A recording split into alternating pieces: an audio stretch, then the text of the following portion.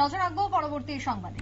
আমবাসা চান্দ্রাইপাড়া দ্বাদশ শ্রেণী বিদ্যালয়ে আজকে একইভাবে বার্ষিক ক্রীড়া প্রতিযোগিতার আয়োজন করা হয়। বিদ্যালয়ে আজকে পড়ুয়ারা ক্রীড়া প্রতিযোগিতায় অংশগ্রহণ করে। ব্যাপক উৎসাহ পরিলক্ষিত হলো বিদ্যালয়ের এই প্রতিযোগিতাকে ঘিরে। কি বক্তব্য উঠে আসছে সংশ্লিষ্টের, শুনুন।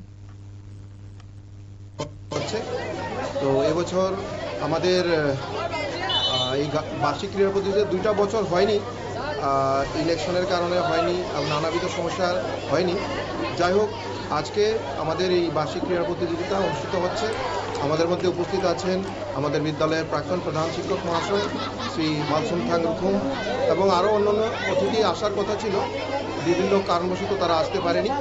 তো আসলে বার্ষিক ক্রীড়া প্রতিযোগিতার মূল উদ্দেশ্য হচ্ছে আমাদের যাতে ছাত্রছাত্রীরা পড়াশোনার পাশাপাশি আরও খেলার প্রতি তারা আরও বেশি আকৃষ্ট হয়।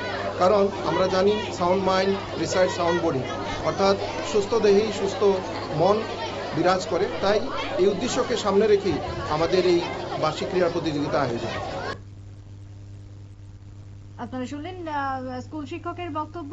গত 2 বছর ধরে হয়নি এই প্রতিযোগিতা, যদিও আজকের এই প্রতিযোগিতার পরে পুরস্কার বিতরণ করা হলো পড়ুয়াদের মধ্যে। ব্যাপক উৎসাহ সকাল থেকেই পরিলক্ষিত হলো আমবাসার আজকে বার্ষিক ক্রীড়া প্রতিযোগিতাকে ঘিরে। ছোট্ট একটা বিরতির পর ফিরছি, সঙ্গে থাকুন।